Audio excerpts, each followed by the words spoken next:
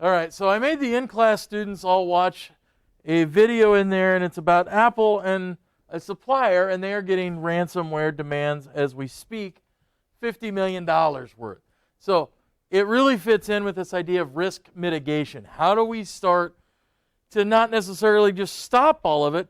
Because again, if Apple can't stop it, and again, I think it's probably a personnel issue or something silly, but if you have companies like Apple, if you have SolarWinds and some of these other things, we have to come up with some different strategies. And so we want to look at mitigation strategies. What can we do? How do we manage this risk? So depending on what your other classes you've taken, in fact, we have an entire class on risk management, but we look at risk. We think, what are we facing for issues, for risk? What is that likelihood? How do I assess those? So part of that is we have to think about how serious is a risk. So environmental risks. Here we have tornadoes. If I lived by a coastal area, I might have other events. I might have hurricanes I need to deal with. I might have to worry about earthquakes depending on my location. So environmental, man-made, and then we want to split those up a little bit, internal versus external. So we also need to think about where they land in our company. So is it a strategic? So this is a strategic issue for Apple, I think, because what Apple lives on is new ideas, new designs, and if somebody leaks out the blueprints for the new iPhone 17 or whatever is coming out, is that going to be detrimental to Apple? I think it certainly is. So we also have the idea of compliance. So one of the risks we always have is, have the laws changed? Have environmental conditions around us changed? So maybe a new law gets passed. We just wrote an app and it's asking for a lot of personal information, and there's a new federal law gets passed and says, no, you can't grab any of that information. That certainly affects us. We see a lot of that, for example, in our financial aid office. If you've been to financial aid, it seems like a chaotic mess. Would everybody agree? And sometimes you wonder why things happen that way, and a lot of that is driven by compliance issues. So financial, obviously, operational. If we shut down a business through fire or other issues. Technical, so denial of service attacks. Managerial, well, what if something happens to a president of a college or a vice president? And certainly you've seen some issues here at our college as we've been searching for some of these key positions. Well, that happens. People do get, I know you've always had that term, what if somebody gets hit by a bus? Well, unfortunately, sometimes people do have situations, or they leave, or they go somewhere else, whatever the reason is. Sometimes those are threats we need to worry about. How do I continue on? And I will tell you one that's interesting in our college, and it was a great opportunity for the individual, but we're coming up on an accreditation for our college. And every 10 years we do this whole accreditation process, and the director of assessment took a job at Creighton. Now, it's a great job for her, but it's kind of a bad timing for us, and so it's part of that idea, that risk. How do I deal with it? So part of that is we have to look at what is the value of the item that's at risk, or the thought, the idea, whatever, and then we need to think about how do we assign some values to it. So part of that we have to figure out, how do I manage that? So what are my models? What can I do? Who can I change in there? And so it's a very complex assessment.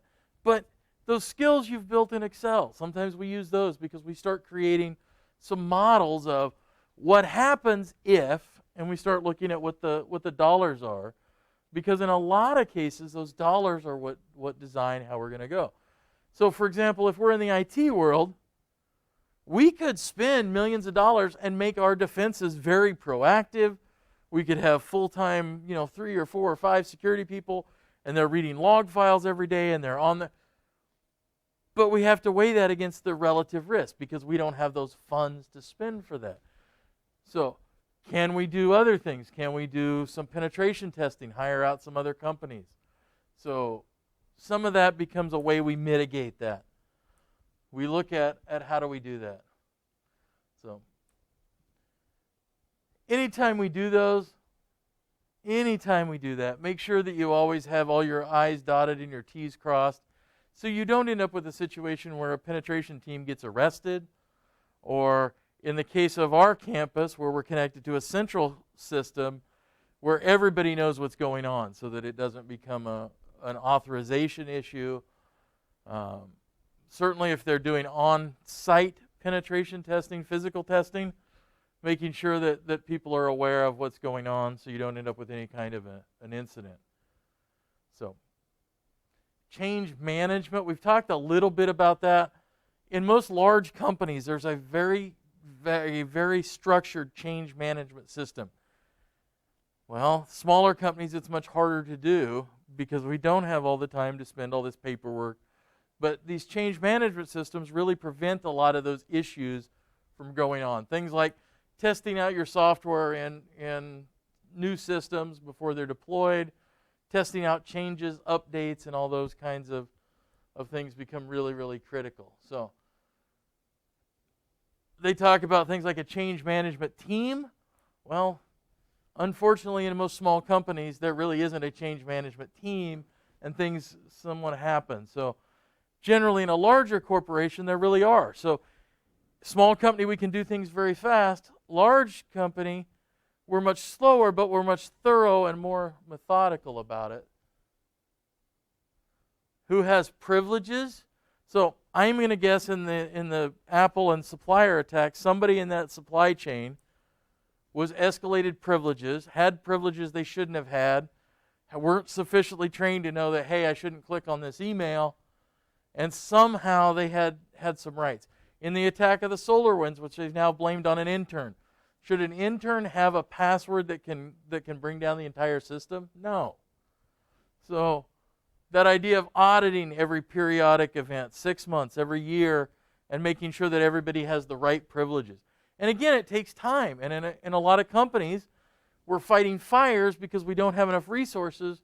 And so now it makes it harder for us to go through that and figure out who's got the correct authorizations. And especially in a smaller organization like ours, people's jobs responsibilities tend to change on a day-to-day basis.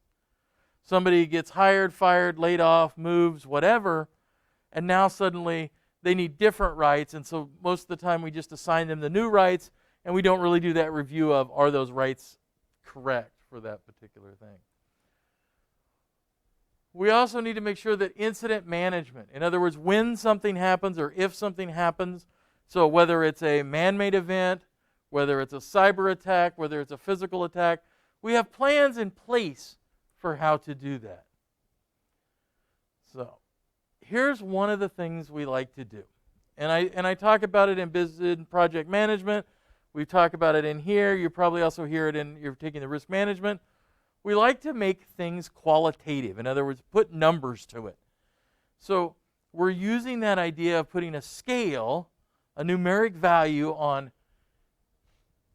how likely something is and how the cost is, and we can actually create then kind of an estimated cost of a cyber attack based on, we think there's a 30% chance of this happening, it's going to cost us $1 million. All right, we assign it a cost of $30. So there's a lot of different calculations that we can use in here when we start figuring things out.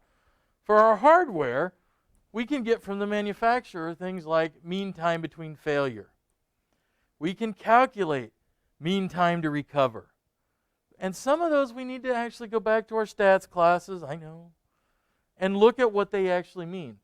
Because if I put a bunch of hard drives together and they all say they have a mean time of 300,000 hours, but if I have 300 of them, collectively, I've got a mean time between failure of 1,000 hours. So we have to look at that system and looking at how they're working together. Much like many years ago, we used to have something called the Space Shuttle, and probably you remember or have read about the Space Shuttle tragedies that have happened. Well, the Space Shuttle is one of the most complex systems ever built. So there were parts that were very reliable, but by the time you interwove that many systems together, the actual calculations indicated there would be a major failure 1 out of every 25 launches, which actually proved itself, unfortunately, out at about that right calculation. So we can also use our historical data. That's a great thing to look at. So we may even look beyond that. So one of the things a lot of companies do when I look at where I'm going to place a new organization or place a new building, they look at things like crime maps. If one of our worries is somebody physically breaking into our building or taking our assets, we look at things like those crime statistics. What's in that area? And we weigh that against the cost of the property. Because maybe it's much cheaper to build in downtown near the railroad tracks, but is that offset the increased costs we have?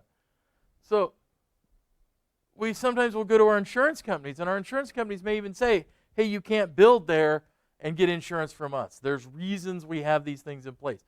So your insurance companies can work with you and actually build policies and help you in creating some of that.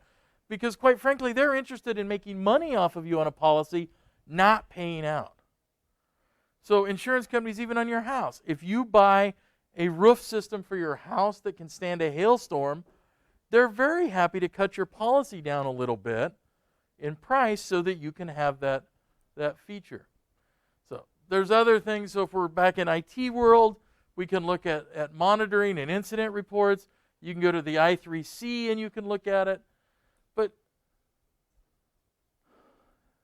And I'm not going to drag you into a whole bunch of calculations, but there is a lot of math we can do. So we can figure out what is going to be the cost of some of these items. So you can create something like this risk register, and you can actually look at the risk, and you can, by a scoring system here, you can say likelihood, impact, and then that severity. So you can actually calculate out which ones you need to worry about. So high finance costs are much lower on our risk scale than attraction of project to investors. And so what can we do? Well, we can give them assurances of a financial return. So this is that idea of a risk register. So again, we're trying to quantize everything so you make it a numbers game so that you can actually rank those, and then the items at the top obviously get more attention than items a little lower down. So there's also a risk matrix like this that you can look at where you have the impact of an event versus how likely you think it's going to happen. So you can certainly see if it's a catastrophic risk and very likely to happen, we have a category over there in the red. So again, that can help us figure out which items we need to worry about most. So here we probably don't typically need to worry about a snowstorm with 10 feet of snow. If I'm in Buffalo, New York, that's a consideration. And so I may need to think about, all right, are my roofs reinforced to handle that much snow load? And here, again, we're a little different. And if we're down in Florida, that's even less risk because it's less likely to happen, even though it would still be catastrophic. So there's a lot of ways we can reduce our risk and minimize our risk. So one of the things we can do is throw in more controls, either policies, and we have to make sure those policies get enforced. It's kind of like passing laws on crime. The more laws you pass, great, but if you're not enforcing them, it doesn't make any real difference. So we can have security controls, and then we can have these policies and or technical controls. So that would be those things like firewalls with rules in them already built in, or a UTM device, or any of those. So, and again, if I'm not using them effectively,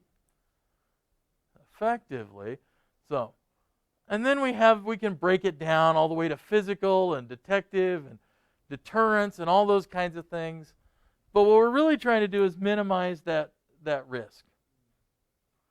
We can also spread that risk out. So there's a couple of strategies that we can spread out that risk. And the one you're most familiar with is that idea of something called transference, because we all do it. So we buy car insurance so that when we drive and get into a car wreck, hey, hopefully everything's okay and we can recover financially and they don't clean out our bank account. This one's very poignant because last night at 5:03 in the evening, my daughter Hannah got into a car wreck at 84th and Holdridge there in Lincoln. Great.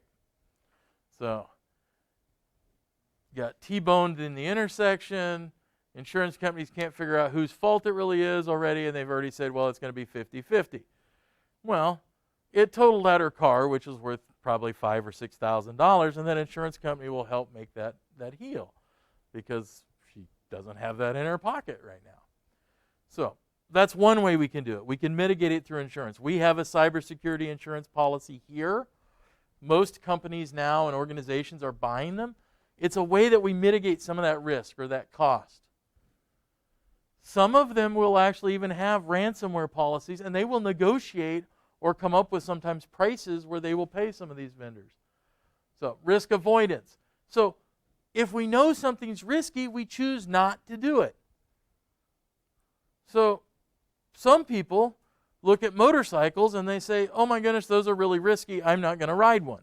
That's that idea of risk avoidance. We just simply don't do it.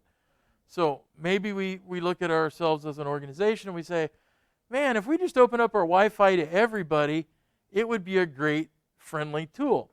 But then we look at the risk. And then we have the idea of mitigation. So somehow to make it less serious. So good example is our Wi-Fi again. We open up a Wi-Fi for everybody, a guest access, but it routes to a completely separate, different internet connection and is completely isolated from the rest of our network. We've mitigated that risk slightly. Well, here's one of the problems. People.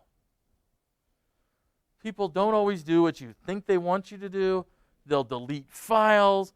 They'll do all kinds of things that is going to drive us crazy. But we need the humans to do some of the implementation.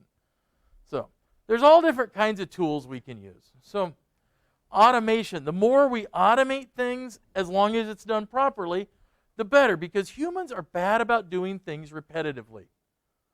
Bad, horrible about it. So there's all kinds of things we can do, like taking images of our computers, which is an example they have in there. There are things like non-persistence tools, in other words, like USB boot drives. So we can boot up a computer, check it, and examine it. But I will say something interesting that I've been playing with on the new Mac with the M1 chip. One of the things that Apple has done in a weird approach is to make the computer more secure is it can't boot from an external drive at all, which is weird for Apple because one of the things they used to be able to do was boot very easily from an external device. So if we're going to use this automation, well, it has to be done by somebody who knows what they're doing. If you've hired an intern and you give him a book and say, here, go do this, it's probably not going to be very successful. We also need to think about, is it scalable? What kind of monitoring is going on? If our company grows or shrinks, does it fit our size? What are the best practices in that particular thing? Are there other tools that then we can verify that these patch tools maybe we bought actually work as we intended to? So maybe one of our goals is to get all of our computers updated with patches for all of the software they're running. And so we bought a tool like BatchPass. We've deployed it. Do we need another tool to then go and audit that and make sure that works? So all of those systems need to have some configuration. So templates, typically, and even in the lab, we have done it somewhat. In a company, we tend to try to buy hardware that is very similar in nature so that we can use the idea of some templates we roll out. So we have security templates, Active Directory, and even the image that drive is on, we can roll those out very quickly. And in some cases, we do it remotely. So we see an issue with a system, we stop it, we revert it back or roll back to its original default image, Hopefully everybody's been storing their files on that shared drive like they're supposed to be. Otherwise, they get very sad when you do that. And they've got essentially a brand new computer. It's back to that initial image that we know is safe. Instead of going around then and updating every individual computer, we update the image. So, a couple of these things. So, snapshots, if we're using some virtual machines, that's one way we can reboot. That boot media, so USB or in some cases even a CD. So depending on what software we use, we may be able to roll back. Apple has a really great service called Time Machine that works really, really well on Apple machines to do that if you have the storage space. There are tools we can put on Windows to do it very similarly. So I actually use Acronis as kind of a very similar structure, and it takes snapshots of Windows desktops, and we can roll them back at some point if we need to. So somebody did something bad, deleted some files, we can get that. So there's a lot of other things we can do, and some of this is not as fun as anything else. It's fun to sit at the keyboard and try to guess passwords or find a tool. It's less fun to write a policy and try to figure out how does everybody apply to that policy, how is that behaviors, how do we enforce those, what are the consequences, what tools are we going to use. We have to work with those horrible people in human resources. Nope, not even going to comment on that when you're getting an HR part. Yeah, all right. Directives, and part of it then, the other piece of all those policies, if we're going to fire somebody, or in worst case, we're going to actually go out and we're going to prosecute them in a criminal court, we need to make sure those policies are fairly ironclad and make sense. So you will end up with security policies that say all different kinds of things. So the part of that, though, is that balance between total control and user-friendly. So if I am a complete draconian IT hole, whatever we want to call that, and I don't let anybody do anything on your computer, I'm not going to get that level of trust with that organization, and it's going to be pretty ugly. On the other hand, if I just completely left everything wide open, I'm not very safe. There's a fine ground in the middle where we get the people to trust us in this organization.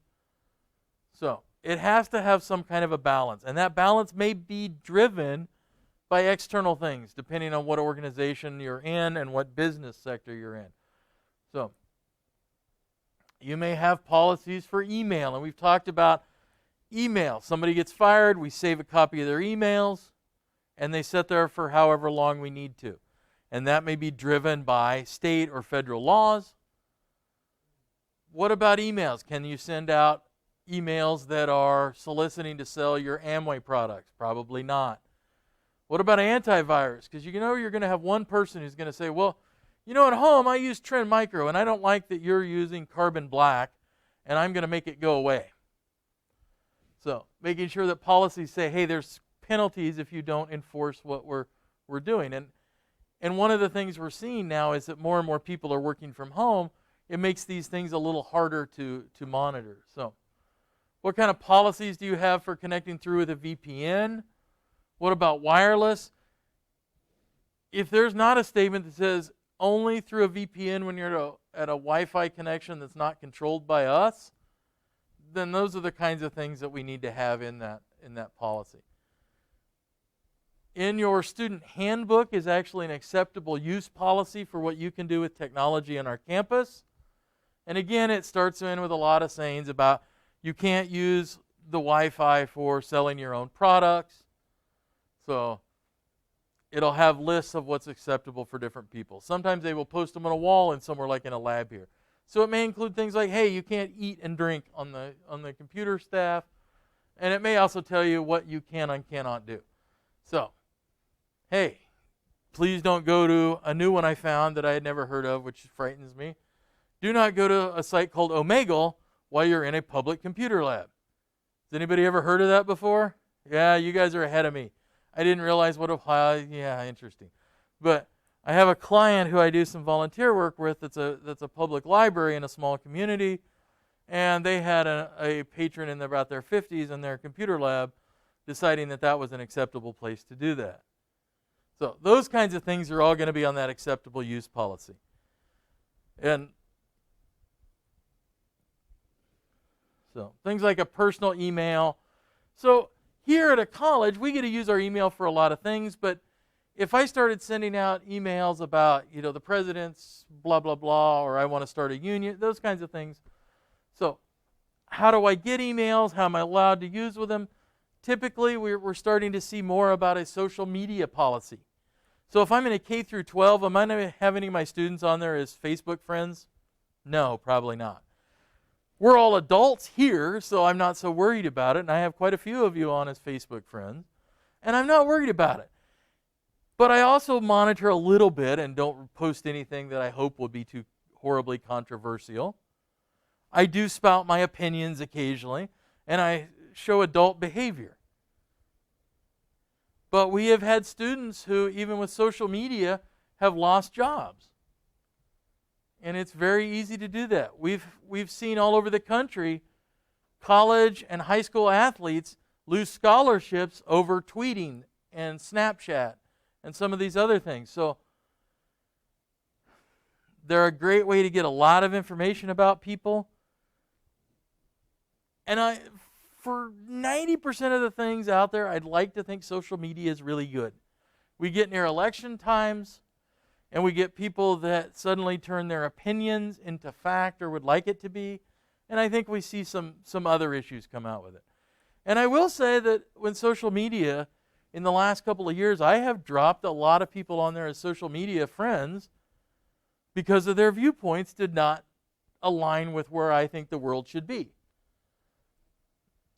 So if you're going to post, for example, racist comment on a social media platform, do I expect your company to probably fire you? Yeah, I would kind of hope so. Because when you're out there, you're also expressing, because you say, hey, I work at Peru State College, and you're posting out something that looks like really horrible content. Yeah, I would expect there to be some repercussions of that. Now, do we all learn and grow? If we go after somebody who has a tweet from 20 years ago, maybe we need to think about that a little bit. But what kind of things do we need to do? Are there standards? Are there limitations? Where do we draw that line?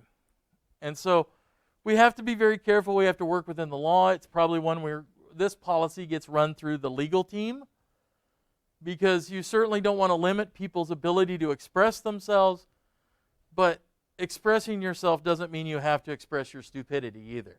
So where do you draw that line at what's funny and what's not, and what's...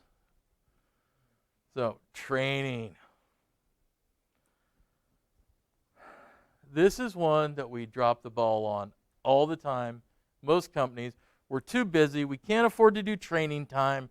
It's too expensive. So, times when we probably should. When you're promoted, a computer attack occurred, we hire new people. This should all be part of the onboarding process and continual training.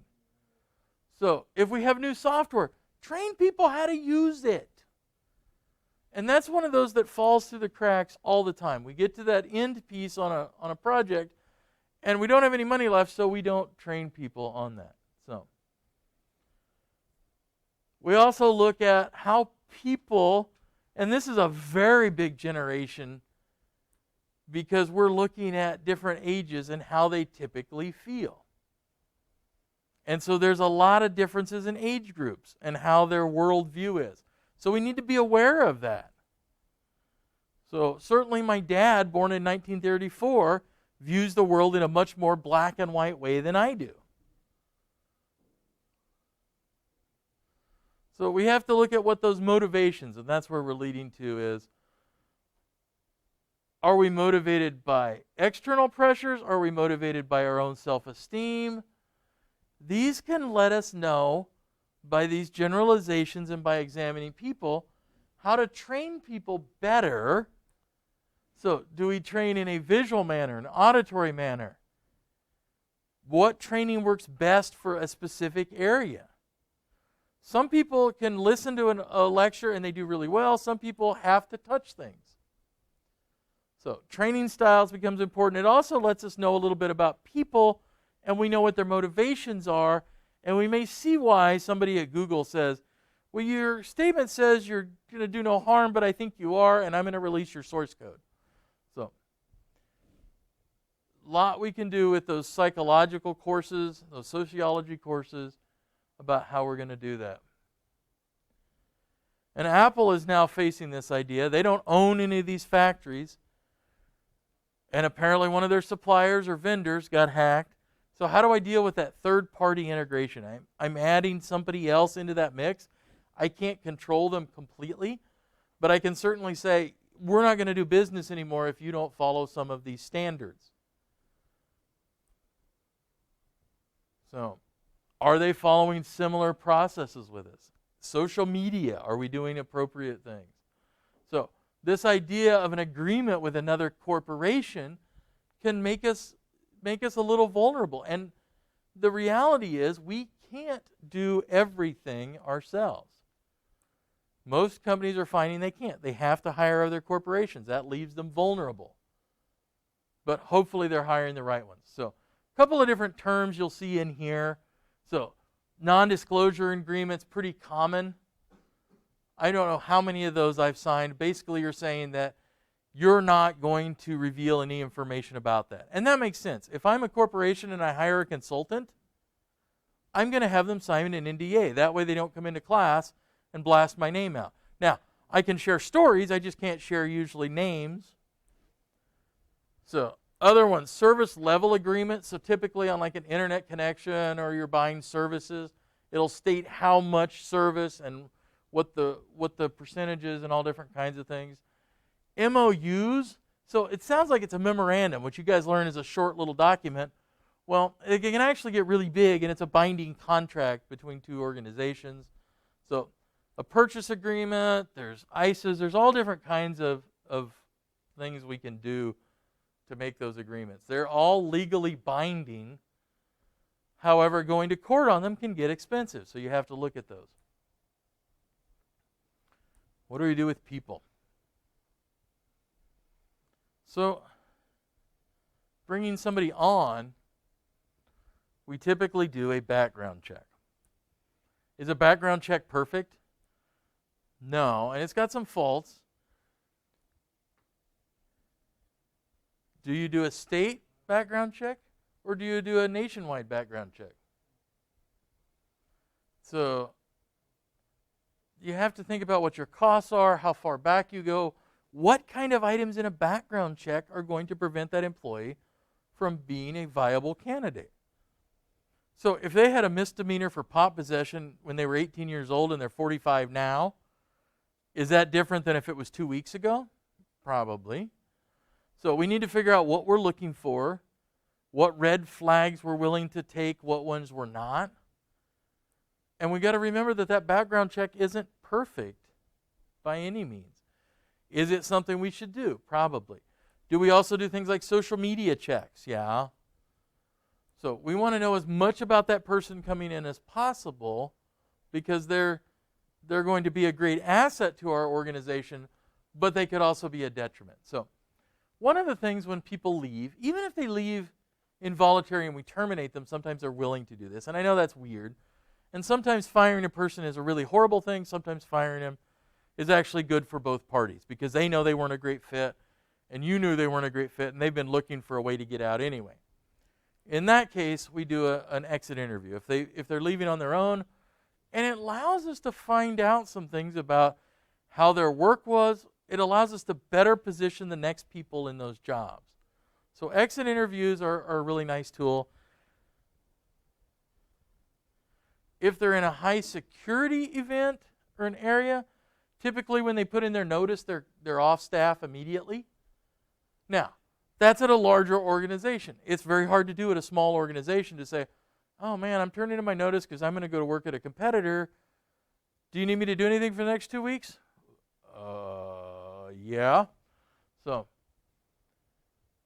we may also bring in security professionals. So, if there's an issue, I'd like to say that we always know everything, but that's not true. And so an organization that's what they're looking for, and they may bring in accountants because maybe we have an accounting fraud issue. Maybe it's, we've got a weird issue on data exfiltration. So bringing people in that are specialists in that area. And again, we have to be careful. We're bringing third parties in to air out our dirty laundry too. But these security professionals are going to have all kinds of information. That's what they do for a living. They do that for everything they own. Most of us dabble in all different kinds of things, and we're not professionals in 25 different areas. All right, so I went very quickly through the entire chapter. So this week, let me remind you what you're doing, and then on Thursday we're going to have a review over what's going to be on the final. And so we'll talk about the final a little more then. So this week, if I didn't accidentally close it, which is always possible. All right, so this week a couple of things pop in. So you do have a quiz. Boo. It's the last one of the year. You have a quiz and a final. There is a lab simulation, corporate security policies.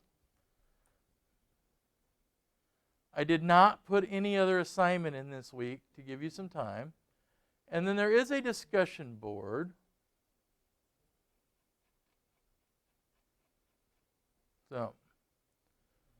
So this actually is Case Project 5-2. And again, you have to go out and go pull the whole book up, table of contents. Why from the reading it won't link to the stuff at the end of the chapter, I still haven't figured out. Cengage and I have enough issues this week that it fell down the ladder of where it's at. So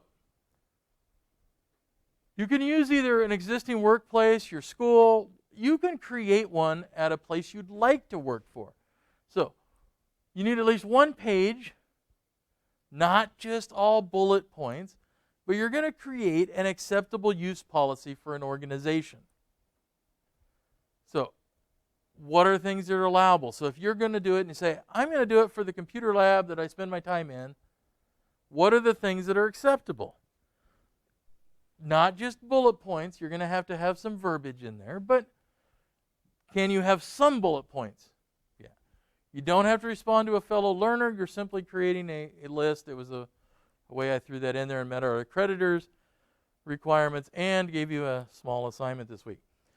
On Thursday, we will go over the exam and kind of what's on it. It will be online. In fact, I've had a couple of people have already taken it, jumped in and taken it. So we will go over what kind of content you might be experiencing with that. And it actually lives. Come here. Move down, mouse. So it's actually got its own little folder. We'll go over it all on Thursday. So don't jump in and do it yet. There are some extra credit choices on there. So that's a good note. All right, any questions over this chapter?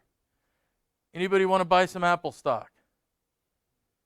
Anybody want to buy some Bitcoin this week?